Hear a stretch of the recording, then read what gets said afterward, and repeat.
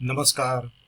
दादासाहेब टिचकुले योग वर्ग पनवेल यांच्यासाठी झालेल्या भगवान श्री रामकृष्णांच्या चरित्रातला हा तिसरा भाग आहे. सादरकर्ते आहेत योगाचार्य श्री रामकृष्ण ठावकर दादा. वक्ते आहेत डॉक्टर शिरीष लिमये.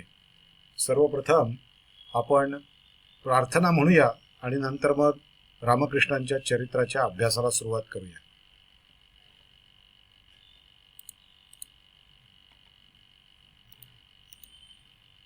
ॐ स्थापकाय च धर्मस्य सर्वधर्मस्वरूपिणे अवतारवरिष्ठाय रामकृष्णाय ते नमः. जननीं शारदां देवीं रामकृष्णं जगद्गुरुं पादपद्मे तयो श्रित्वा प्रणमामि मुहुर्मुहुः. नमः श्रीयतिराजाय विवेकानन्दसूरये सच्चित्सुखस्वरूपाय स्वामिने तापहारिणे स्वामिने तापहारिणे. तर तिथे हे लाह बाबू म्हणून आहेत. या लाह बाबूंची ही शाळा आहे. आता आपल्याला आढळेल की त्या ग्रामीण भागामधल्या शाळा कशा होत्या. वरती एक पत्रे आहेत फक्त, खाली शेड आहे बघा. या लाह बाबूंच्या शाळेमध्ये रामेश्वरला जाणारे बरेच साधू राहत असत. आणि गदाधर लहान होता आणि गदाधर लहान असताना या लाह बाबूंच्या शाळेत जायचा आणि त्या ठिकाणी या शेडमध्ये जायचा. तिथे जे काही साधू निवासाला आलेले असतील त्या साधूंची सेवा करून द्यायचा. कोणाचे पाय चेपायचा, कोणाचं डोकं चेपायचं, कोणाला पाणी हवं असेल तर आणून द्यायचं, कोणाला काही अन्न हवं असेल तर शेजारच्या घरात जाऊन ते आणून द्यायचं. अशा पद्धतीची छोटी छोटी सेवा किंवा कोणाचे काही ब्लँकेट असतील तर त्याच्या घड्या घालायच्या. अशी छोटी छोटी सेवा रामकृष्ण लहान असताना, गदाधर असताना त्यांना करायची संधी मिळत असे. ही जी लावाबाऊंची पाठशाळा आहे याच ठिकाणी रामकृष्ण गदाधर शिकायलाही जायला लागला. शिकायला जायला लागल्यानंतर त्यांनी शिक्षकांना प्रश्न विचारला की हे सगळं तुम्ही मला शिकवताय, याचा फायदा काय आहे बरं, काय होईल याच्यामुळे. माझा आवाज येतोय ना सगळ्यांना? हॅलो हो सर, हॅलो. परफेक्ट आहे, परफेक्ट आहे. तर याचा फायदा काय होईल, हे कशासाठी शिकायचं सगळं. तर त्या सरांनी साहजिकच उत्तर दिलं, अरे हे तू शिकलास ना की तुला पैसे मिळतील, नोकरी मिळेल, व नोकरी मिळाल्यानंतर पैसे मिळतील, तुझं लग्न होईल आणि अशा पद्धतीने तू चांगला संसार करू शकशील, तुला खायला जेवायला वगैरे मिळेल ते शिकलास तर. तेव्हा छोट्या गदाधरानं 4-5 वर्षाचा असेल, त्या गदाधरानं त्या शिक्षकांना अगदी बाणेदार उत्तर दिलं. शिक्षकांना गदाधर म्हणाले, अशी डाळ तांदळाची विद्या मला शिकायची नाही, ज्याच्यामुळे डाळ आणि तांदूळ मिळतील अशी विद्या मला शिकायची नाही आहे. मला अशी विद्या शिकायची आहे की ज्या विद्येमुळे माणूस जन्म मृत्यूच्या चक्रातून मुक्त होईल, अशी विद्या मला शिकायची आहे, ज्याच्यामुळे ईश्वराची प्राप्ती होईल, ज्याच्यामुळे मी भगवंताशी समक्ष संवाद करू शकेन, अशी विद्या मला शिकायची आहे. ही डाळ तांदळाची विद्या मला शिकायची नाही. आणि झालं त्या ठिकाणी काय, पहिली 2-4 अक्षरं शिकली असतील तेवढंच ते शिकले आणि त्याच्यानंतर त्यांचं शालेय शिक्षण जे होतं ते त्या ठिकाणी संपलं. वारंवार भावावस्था गदाधराला प्राप्त होत असे. एकदा गदाधर घरी होता. संध्याकाळच्या वेळेला आईने त्याला एका वाडग्यामध्ये असे चुरमुरे दिले आणि पावसाचे दिवस जवळ येणार होते. सगळी हिरवीगार शेती खाली पसरलेली होती जमिनीवर आणि त्यावेळेला वरती ढग आलेले होते, आकाश भरून आलेलं होतं आणि आकाशाचा तो एक थोडासा वेगळा बदललेला रंग, त्या ढगांचा रंग, पाणी असलेल्या ढगांचा रंग, करडा असा रंग आणि त्याच्या पार्श्वभूमीवर थोडासा अंधारही पडलेला होता.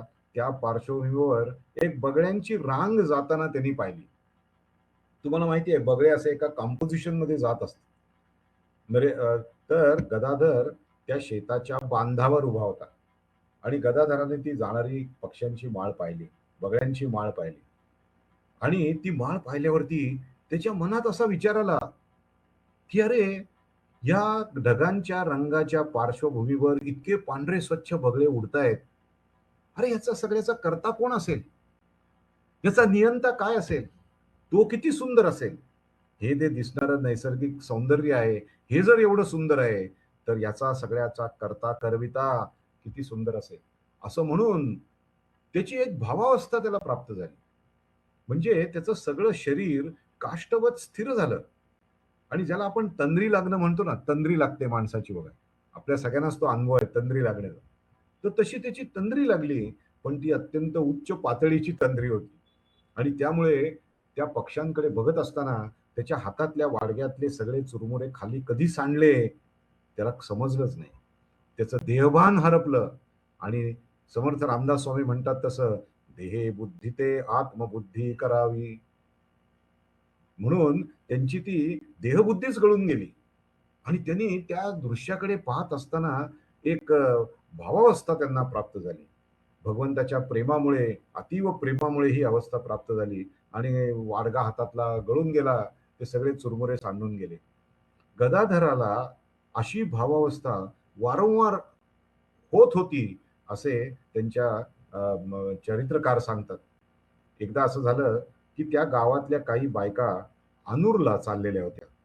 अनूरला विशालाक्षी शीतला देवीचं मंदिर आहे आणि त्या विशालाक्षी शीतला देवीचं मंदिर आपल्याला इथं शीतला देवीचं चित्र दिसतंय इथे बघा. त्या देवीचं चित्र दिसतंय. तर त्या देवीला त्यांच्या गावातल्या बायका चालल्या होत्या. तर जात असताना एक बाई म्हणाली, की "अरे आपण जातोच आहोत, गदाधरालाही बरोबर घेऊन जाऊ." म्हणून त्या गदाधराला घेऊन चालायला लागल्या. गदाधराचा स्वभाव अतिशय लोभस होता. सगळ्या गावातल्या लोकांचा लाडका होता तो. तर त्या बायका त्यांना घेऊन जायला लागल्यानंतर त्या बायकांनी या विशालाक्षी शीतला देवीची काही भजनं म्हणायला सुरुवात केली. देवीची भजनं म्हणायला सुरुवात केली. हातात टाळ होते, कदाचित मृदुंग सुद्धा कोणी वाजवत असेल आणि त्या एका वेगळ्या वातावरणामध्ये गदाधराला पुन्हा भावावस्था प्राप्त झाली. त्या रस्त्यावरती जात असतानाच तो एकदम काष्ठवत स्थिर झाला. आपल्याला या ठिकाणी एक चित्र दिसतंय, द इमेज ऑफ शिव कॉमेमोरेटिंग गदाधराज समाधी ऑन द यात्रा. ते यात्राला जात असताना त्यांची समाधी अवस्था कशी झाली ते आपल्याला या या चित्रामध्ये आपल्याला दिसतंय. भगवान शिव म्हणजे मीच आहे.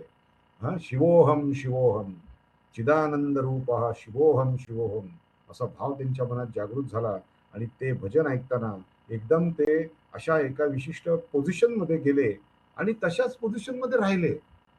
आता या बायकांना काळजी वाटायला लागली, की अरे हे काय झालं, याच्यावर काय भूताची बाधा बिधा झाली का काय, हा एकदम असा स्थिर का झाला, हा आमच्याबरोबर आत्ता चालत होता आणि एकदम स्थिर झाला, त्याच्या डोक्यावर तर परिणाम झालेला नाही. आणि त्या यात्रेला जाणाऱ्या काही बायकांनी शेवटी गदाधराला घेऊन सदाधराच्या आईकडे नेऊन गेले, चंद्रमणी देवींकडे घेऊन गेल्या. चंद्रमणी देवींना वाटलं की याच्यावर काहीतरी बाधा झाली आहे, म्हणून त्यांनी भूताखेताची बाधा उतरवण्यासाठीचे सगळे प्रयत्न त्यांनी केले केले होते. पण त्यांना हे माहित नव्हतं की ही भूताखेताची बाधा नसून ही भगवंताच्या बद्दलच्या प्रेमामुळे निर्माण होणारी म्हणजे देहातीत अशी अवस्था आहे. देहाला विसरून जाणारी अशी एक अवस्था आहे. एकदा तर फार गमतीचा प्रसंग घडला. त्याच गावामध्ये कामारपुकूरमध्ये एक नाटकाचा प्रयोग होता आणि त्या नाटकामध्ये वेगवेगळ्यांनी वेगवेगळ्या भूमिका केल्या होत्या. एकाला सांगितलं होतं तू नवऱ्याचं काम कर, एक बाईला सांगितलं होतं तू त्याच्या त्याच्या पत्नीचं काम कर आणि तुम्ही दोघं जण असे शिवाच्याकडे जाता. भगवान शिव तुम्हाला प्रसन्न होतात आणि भगवान शिवांच्याकडे प्रार्थना करून तुम्ही आशीर्वाद मागता. आणि शिवाची भूमिका कोण करत होते? शिवाची भूमिका गदाधर करत होते आणि त्या गदाधरांनी त्या शिवाचा सगळा पोशाख घातला. म्हणजे ते व्याघ्राजीन वगैरे आणि अशी डोक्यावरती वगैरे चंद्र वगैरे होता आणि त्यांच्या केसाची एक विशिष्ट रचना असलेला केसाचा टोप त्यांना घालण्यात आला. गळ्यामध्ये रुद्राक्षाच्या माळा घालण्यात आल्या. धोतर वगैरे त्यांनी घातलं आणि त्याच्यानंतर ते शिव हे हिमालयाच्या टोकावरती, हिमालयाच्या शिखरावरती असे बसले आणि बसल्यानंतर हे नवरा बायको आले. आता नाटक आहे ते. नाटकामध्ये म्हणजे खोट्या म्हणजे खऱ्याचा आविर्भाव खोट्यातून केलेला असतो. ते खरं वाटेल असं केलेलं असतं. पण गदाधर बसला आणि त्याची समाधी लागली. भाव समाधी लागली. मी शिव आहे. चिदानंद रूप हा शिवोहम शिवोहम, अशा पद्धतीचा भाव त्यांचा झाला. आणि त्याच्या समोर आले ते नवरा बायको आले, ते नाटकातलं काम करत होते. ते नवरा बायको समोर आले, नमस्कार केला आणि म्हणाले की भगवान शिव आम्हाला तुम्ही, शंकरा आम्हाला तुम्ही आशीर्वाद द्या. आता ते शिव स्वतःच्या देहबोधावरच नव्हते. आता ते काय आशीर्वाद देणार? तर त्या गदाधराने जे डोळे मिटले होते आणि त्या भगवंताच्या आठवणीने ते इतके भावमग्न झालेले होते की त्यांना यांना आपला पुढे काय डायलॉग आहे, आपण काय बोलायचंय आणि मग तो हात कसा वरती न्यायचा आहे आशीर्वादाचा, काहीही त्यांचं लक्ष नव्हतं. शेवटी ते नवरा बायको त्याला गदागदा हलवायला लागले. अरे उठ उठ उठ, नाटक चाललंय. सगळं प्रेक्षक विक्षक सगळे स्टेजवर आले आणि ते बघायला लागले की अरे याचं काय झालंय, आणि ते नाटकाचा प्रयोग तिथेच संपला. अशा पद्धतीने वेगवेगळ्या लीला त्यांच्या चालू होत्या. यातच 1843 साल उजाडलं. गदाधराचं वय 7 वर्षांचं झालं आणि या 1843 मध्ये त्याचे वडील, गदाधराचे वडील क्षुदिराम यांचा मृत्यू झाला. क्षुदिरामांचे भाचे रामचांद मेदिनीपूरला वकील होते, पण त्यांचं वडिलोपार्जित घर सेलामपूरला होतं. या ठिकाणी आपल्याला मेदिनीपूर दिसतंय आणि कामारपुकूर पासून ते जरा लांब आहे आणि क्षुदिरामांना चालण्याचा खूप छंद होता. त्या मेदिनीपूरला जाण्यासाठी म्हणून एक दिवशी क्षुदिराम आजारी असताना सुद्धा निघाले. कारण का चालले होते तिथे, तर तिथे म्हणजे दुर्गोत्सव होता, दुर्गा मातेचा उत्सव होता. म्हणून आपल्याला माहिती आहे कलकत्त्यामध्ये दुर्गोत्सव हा फार उत्साहाने साजरा केला जातो, मोठ्या प्रमाणात साजरा केला जातो. जसा आपल्याकडे गणेश उत्सव साजरा केला जातो तसा. त्या दुर्गोत्सवाला ते गेले. क्षुदिरामांची तब्येत बरी नसताना सुद्धा ते तिथे गेले आणि वयाच्या 68व्या वर्षी तिथे ते गेलेले होते. त्या दिवशी एकदा विजयादशमीचा दिवस होता. त्यावेळेला ते विश्रांती घेत असताना त्यांनी फक्त 3 वेळेला रघुवीर रघुवीर आणि रघुवीर असे शब्द वापरले आणि देवाचं नाव घेऊन त्यांनी त्यांची प्राणज्योत मालवली. त्यानंतर चंद्रमणी देवी, त्यांच्या पत्नी आणि गदाधराची आई, यांच्यावरती अक्षरशः आकाश कोसळलं. कारण आता सगळ्या घराची जबाबदारी त्यांच्यावर आली. गदाधराचे थोरले बंधू रामकुमार यांच्यावर सुद्धा जबाबदारी आली आणि आता त्यांना पैसे मिळवण्यासाठी बाहेर जाण्याची वेळ आली. गदाधराचं व्रतबंध करायचा होता, 2 भावंडांची लग्न करायची होती. या सगळ्यासाठी रामकुमारांनी शेवटी घराची जबाबदारी उचललेली आहे आणि रामकुमारांनी या वडिलांच्या मृत्यूनंतर गदाधराची सगळी व्रतबंधाची जबाबदारी उचलली. गदाधराला वडिलांच्या मृत्यूनंतर एक अंतर्मुखता प्राप्त झाली. आपल्याला सगळ्यांनाच कोणाचंही असं कोणी निवर्तलं की एक प्रकारची वेगळी अंतर्मुखता प्राप्त होते की अरे काय जीवन आहे, माझा सुद्धा देह अशाच पद्धतीने एकदा जाणार आहे, मग मी जीवनात जगून का, माझ्या जीवनाचा उद्देश काय आहे, अशा पद्धतीचं चिंतन माणूस नेहमीच करतो जेव्हा जेव्हा असा प्रसंग येतो तेव्हा. गदाधर असा प्रसंगामध्ये वडिलांच्या मृत्यूनंतर अंतर्मुख होऊन त्यांच्या मनावर आघात झाला आणि त्याला एकांत आवडायला लागला. फार लोकांच्यात कशाला जायचं, नुसती बडबड करायची, हे करायचं, काय उपयोग आहे त्याचा. तेव्हा तो एकांतात राहायला लागला. एकांतात जाण्यासाठी तो काही जागा निवडू लागला. तिथे माणिक राजे नावाचे एक खूप सधन ग्रस्त होते. त्यांची मोठी बाग होती, आमराई होती त्यांची. त्या माणिक राजांच्या आमराईमध्ये बसून गदाधर ध्यान करत असे. या ठिकाणी आपल्याला 2 चित्र दिसत आहेत. ही माणिक राजांची आमराई दिसते इथे आणि त्याचंच रंगीत चित्र आपल्याला या ठिकाणी सुद्धा दिसत आहे, ब्लॅक अँड व्हाईट आणि रंगीत. या ठिकाणी जाऊन बसून ते झाडाखाली ध्यान करत असत. ही माणिक राजांची जुना वाडा बरं का. त्या काळामध्ये किती सधन असतील आणि किती छान हा वाडा असेल आपल्या साधारण लक्षात येईल. पण आता त्याचा एक भग्नावशेष या ठिकाणी शिल्लक आहे, माणिक राजांचा वाडा. तर अशा पद्धतीने गदाधर एकटा एकटा राहायला लागला. रामकुमारांनी शेवटी या घराची जबाबदारी उचलली. गदाधराचं वय 9 वर्षाचं झालेलं होतं. आता गदाधराची मुंज केली पाहिजे. रामकुमार पुढे आले आणि गदाधराची मुंज करून द्यायचं त्यांनी ठरवलं. गदाधराशी बोलायला लागले. अरे आता तुझे मुंज करायची आहे. गदाधर म्हणला मी मुंज करीन, पण माझी एक अट आहे. रामकुमार म्हणले काय अट आहे? ते म्हणले मी मुंज करीन, पण मी पहिली जी भिक्षा घ्यायची असते, मुंज मुलांनी जी पहिली भिक्षा घ्यायची असते, ती भिक्षा मी धनी कामारिणीकडनं घेईन, धनी लोहारणीकडनं घेईन. ते म्हणले अरे बाबा, धनी लोहारणीकडनं घ्यायची नसते, ती भिक्षा आईकडनं घ्यायची असते. जन्मदात्या आईकडनं घ्यायची असते, असं शास्त्रात सांगितलेलं आहे. गदाधर म्हणला हे शास्त्र विस्त्र मी काही मानणार नाही, मी पहिली भिक्षा धनी लोहारणीकडनं घेईन. कारण त्याचं कारण असं, आता बघा, जेव्हा आपल्याला आठवेल त्या युगी शिव मंदिराच्या इथे चंद्रमणी देवी गेलेल्या होत्या आणि त्या मंदिराच्या इथून शंकराच्या पिंडीमधून एक प्रकाश झोत त्यांच्या उदरामध्ये प्रवेशला आणि त्यांना समजलं की असं जाणवलं की आपल्याला गर्भधारणा झाली आहे. आणि त्यावेळेच्या त्या आघाताने त्या खाली कोसळलेल्या होत्या. आपल्याला तो प्रसंग मागच्या वेळेला मी सांगितला होता. आणि त्यावेळेला धनी लोहारलींनी त्यांना शुद्धीवर आणलं आणि घरामध्ये घेऊन गेल्या होत्या. ते पहिली धनी लोहारलींनी केलेली मदत गदाधर विसरले नाही.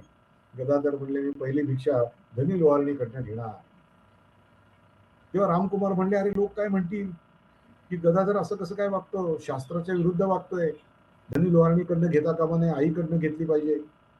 तेव्हा त्यांनी सांगितलं मी धनी लोहारणीकडनंच घेणार, तरच मी मुंज करणार, नाही तर माझी मुंज झाली नाही तरी चालेल. गदाधरांनी काय ऐकलं नाही. शेवटी पहिली भिक्षा गदाधरांनी धनी कामारीण किंवा धनी लोहारीण यांच्याकडनं घेतलेली आहे. हे बघा धनी लोहारणीचं घर. आता त्या काळामध्ये गदाधर इथे कुठेतरी उभा राहिला असेल आणि धनी लोहारणींनी त्यांना भिक्षा दिलेली असेल. या ठिकाणी धनी लोहारणीचं घर आता मात्र रामकृष्ण मठाने घेतल्यानंतर या ठिकाणी आपल्याला अशा पद्धतीचं एक मंदिर ठाकूरांचं दिसतंय. हा जो फोटो आहे हा 1936 साली काढलेला फोटो आहे आणि हा जो फोटो आहे तो अगदी आत्ता काढलेला फोटो आहे. आता जर कधी तुम्ही कामारपुकुरला गेलात तर धनी लोहारणीचं घर आपल्याला असं दिसेल. गदाधरांचा व्रतबंध झाला.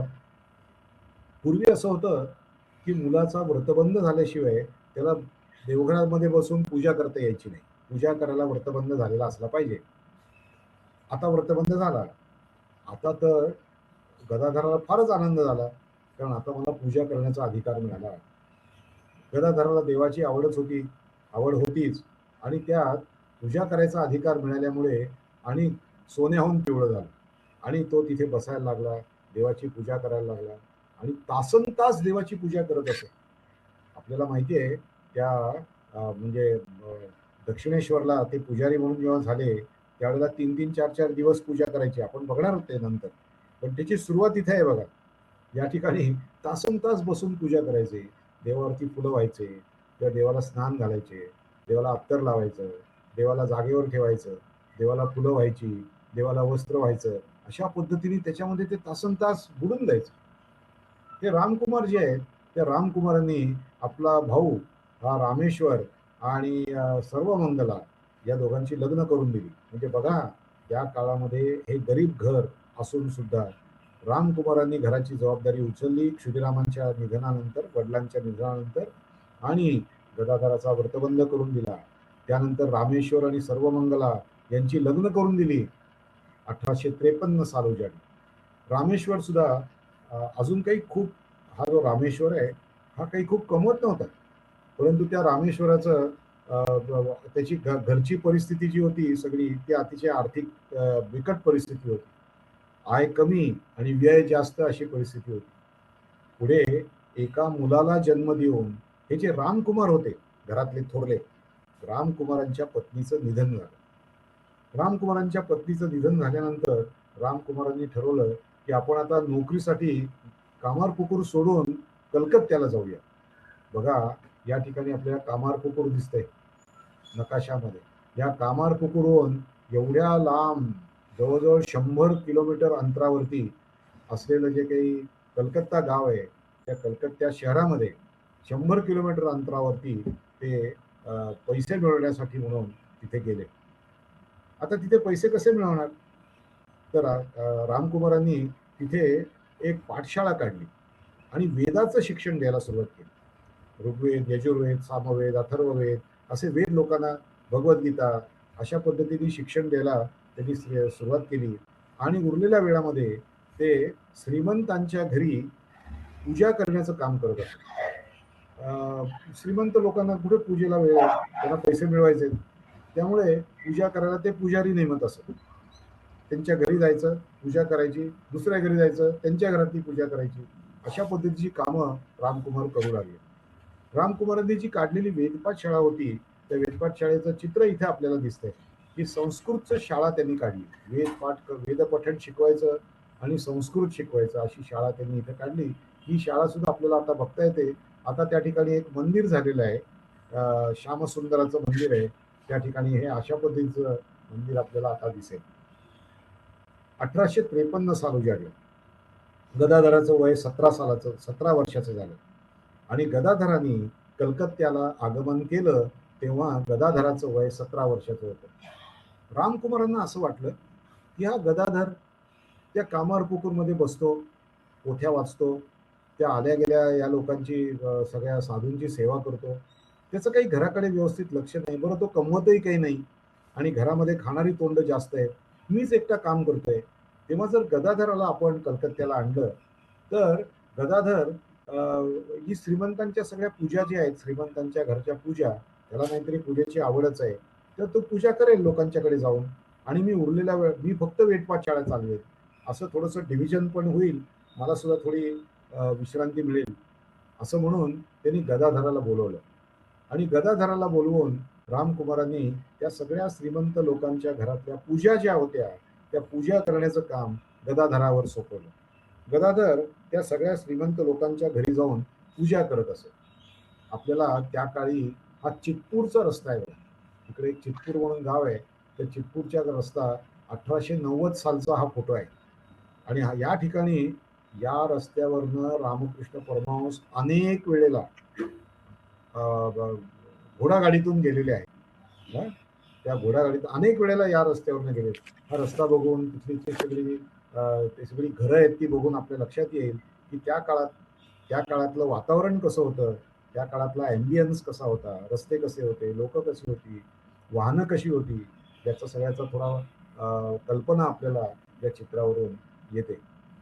गदाधर जेव्हा कलकत्त्याला आला तेव्हा पहिल्यांदा ज्या ठिकाणी राहत होता ते घर आपल्याला इथे दिसतंय.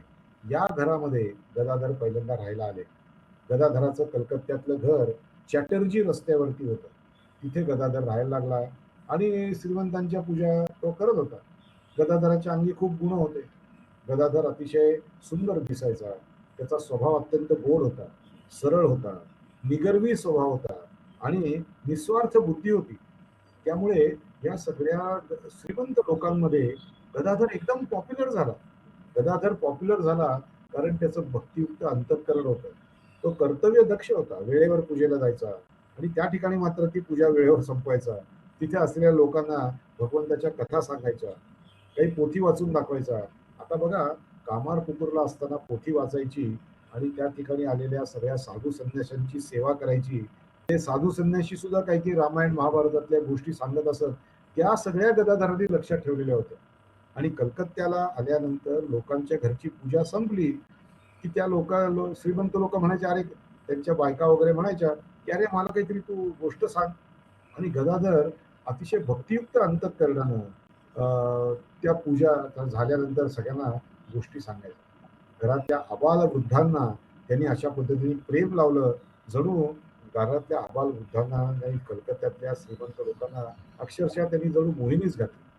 शिवाय एका बाजूला त्याच्या मूर्ती तयार करणं, चित्र काढणं हे सगळं चालूच होतं. आता रामकुमारांना प्रश्न पडला की अरे मी तुला आणलं कशासाठी आणि तू करतोयस काय? भराभरा पूजा उरकायच्या, दुसऱ्या घरात जायचं, आज 4 पूजा आहेत त्याच्या 8 पूजा करण्याचा प्रयत्न करायचा. हे सोडून तू तिथे एकाच घरात जातोस आणि पूजा सांगत बसतोस आणि त्याच्यामध्ये वेळ घालवतोस. पैसे कधी मिळवणार? त्या गदाधरांना काळजी वाटायला लागली. त्यांना आणलं कशासाठी आणि हा करतोय काय? शेवटी त्याला समजून सांगितलं. गदाधराला रामकुमारांनी समजून सांगितलं. त्यावेळेला गदाधरांनी ठाम उत्तर दिलं की मला केवळ डाळ तांदळाची विद्या नको, भाजी भाकरी मिळवून देणारी विद्या शिकायची नाही. ज्या विद्येमुळे हृदयामध्ये परमज्ञानाचा उदय होतो आणि मानवी जीवन कृतार्थ होतं अशी विद्या अशा पद्धतीने रामकुमारांची आणि त्यांची वार्तालाप व्हायला लागला. गदाधरांनी कलकत्त्यातल्या लोकांचं निरीक्षण केलं आणि गदाधराला काय निरीक्षण त्याचं होतं, गावाकडची लोक, शहरातली लोक यांची तुलना त्यांनी मनामध्ये केली आणि ती तुलना करून त्यांनी काय निष्कर्ष काढले ते मात्र आपण आता पुढच्या बुधवारी बघू. वेळ बराच झाला आहे.